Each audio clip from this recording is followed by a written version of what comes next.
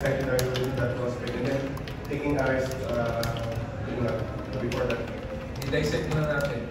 So yung grade, basically, medyo malaking bagay yun kasi nga kung maglalawa ng sunod-sunod, kailangan mo yun. Pero double-edged sword yun eh. Pag nagpahinga ka ng medyo mahaba sa competition, baka makalawa ka naman. Kapag kasunod-sunod ka, mapapagod ka naman. So we have to be smart in that on where we want to put the day offs and then how we handle that.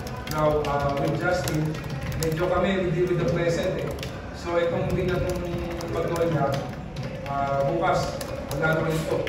Kung ano session namin bukas yun, so yung next day mo namin. The same way with Justin Baltasar, hanggang wala pa siya sa practice ground namin, we will contend with this kasi nasa line-up namin. But yeah, may chance na makapunta siya sa amin and looking forward for that when we are wishing him to be back. Na hindi yung game nila, ito kung ano status eh.